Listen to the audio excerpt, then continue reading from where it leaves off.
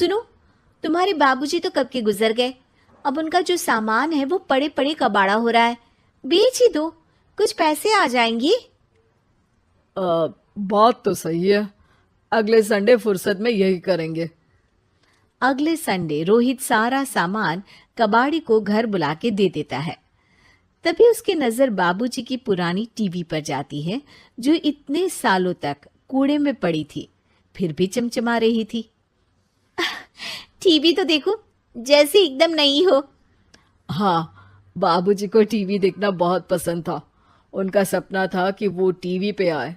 एक बार मौका भी था जब वो अपने गांव के गाने सुनाने किसी चैनल पर जाने वाले थे, पर मैं और मेरा भाई लड़ पड़े और बाबूजी को घर पर ही रुकना पड़ा। चला के देखें क्या?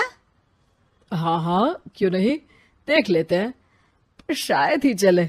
बाबूजी ने उस लड़ाई के दिन के बाद टीवी देखना ही छोड़ दिया था। टीवी चालू करने के लिए उसमें केबल वायर लगा दिया जाता है। एक न्यूज चैनल चालू हो जाती है। स्वर्ग की सीढ़ी के रास्ते हैं तीन, तीनों के तीन रास्ते हैं संगीन। पहला रास्ता है सांप की बीन, दूसरा रास्ता घर में बिछा कालीन, तीसरा रास्ता कलकत्ता से चीन। ये क्या बकवास खबर है, कुछ अच्छा लगा दो। अरे आप बोलो तो सही, कोई अच्छी खबर सुना देता हूं। मेरा तो काम ही खबर देना है। अरे बाप रे, टीवी बात कर रही है। हाँ, ये न्यूज वाला मुझसे।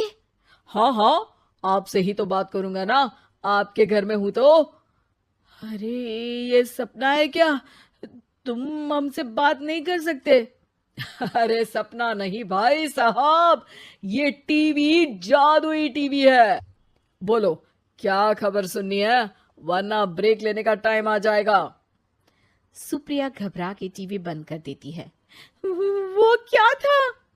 अरे एक बार और चालू करके देखे, फिर से बात करेगा तो चैनल बदल देंगे। सुप्रिया फिर टीवी चालू कर देती है। अरे ऐसा कोई मुंह पे टीवी बंद करके जाता है क्या? मुझे बुरा लगा आपका नेचर। चाय पानी तो पूछो।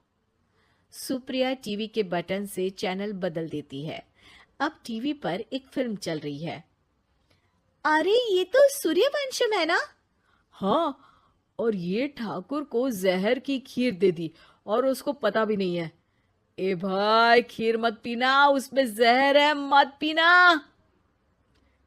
ठीक है महाशय, जैसा आप कहें। हाँ।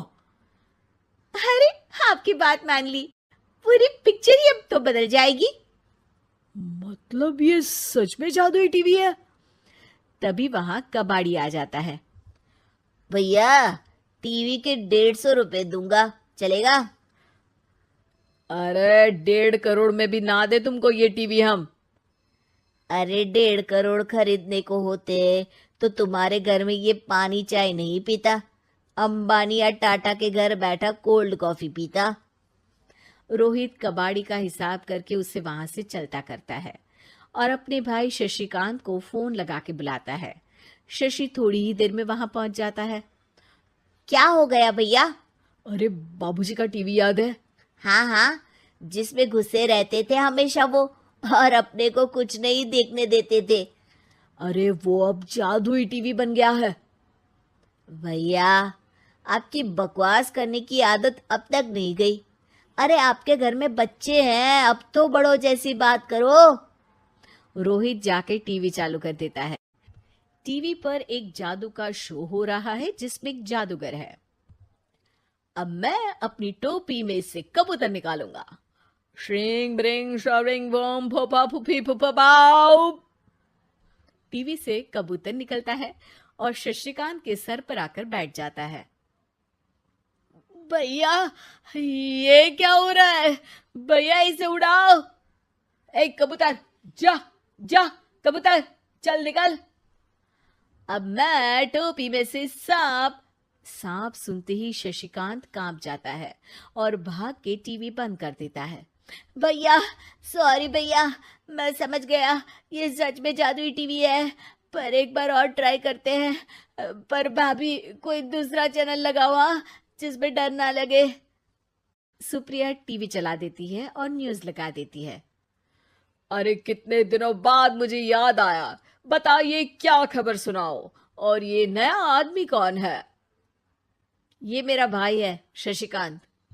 ओह यस, वही है ना जिससे तुम लड़ लिए थे किसी बात पे, और तुम्हारे बुढ़ाओ पिताजी गुस्सा हो गए थे और टीवी को संन्यास दे दिया था। हैं? तुमको कैसे पता ये सब? इस टीवी में रहने वाले आदमी से लेकर कबूतर तक को तुम्हारे बाबूजी और तुम्हारी बातें पता है, इसलिए तो ये जादुई टीवी है। ये टीवी क्या कर सकती है वैसे? तुम जो मांगो दे सकती है, कहानी बदल सकते हो, खबर बदल सकते हो, कोई चीज मांग सकते हो। अरे भैया, ये टीवी मैं लेके जा रहा हूँ। बाबूजी का लाडला तो मैं ही था ना। अरे ऐसे कैसे? मैं बड़ा बेटा था, अब तक मेरे घर में टीवी थी ना। अब तक कहाँ गए थे पिताजी के लाडले? तुम्हारी गलती का एहसास भी है। अरे भैया, ज्यादा ना बोलो वरना भूल गए आपके दांत तोड़ दिए थे मैंने उस लड़ाई में। मेरी बीवी के सामने मेरी बेइज्जती करता है, रुक। दोनों भाई हाथापाई पे उतर जाते हैं। रुक, बताता हूं तुझे कि कौन बड़ा है। अरे छोटे का दम तो देख लीजिए आप। ये खबर आपके बाबूजी को देता हूं। तभी टीवी अचानक बंद हो जाता है। अरे शायद टीवी नाराज हो गया। और लड़ लो, आए बड़े खली बनने। टीवी से एक तेज रोशनी निकलती है और टीवी में बाबूजी दिखाई देते हैं। बाबूजी आप? इतना चकरा क्यों रहा है? अपने बाप को नहीं पहचानता क्या? ये तो ऐसा ही है बाबूजी। प्रणाम बाबूजी। अरे चुप कर, तुम दोनों ही उल्टे हो। तुम्हारी वजह से मैंने टीवी में आने के सपने को छोड़ दिया, तुम्हारी लड़ाई की वजह से। और तो और, जितना मैं अपनी बीवी को नहीं देखता था उतना टीवी को देखता था, वो भी छोड़ दिया तुम दोनों की लड़ाई की वजह से। और अब मरने के बाद जब मैंने टीवी को जादुई टीवी बना दिया तो भी तुम इसका फल लेने की जगह लड़ रहे हो। अरे तुम तो लायक ही नहीं हो, अब तुमको बाबा जी का ठुल्लू भी नहीं मिलेगा। बाबूजी चले जाते हैं। टीवी बंद हो जाता है। रोहित और शशिकांत गिड़गिड़ा के टीवी के सामने हाथ जोड़ के बाबूजी को बुलाते हैं, पर टीवी सिर्फ धुआं निकालता रहता है।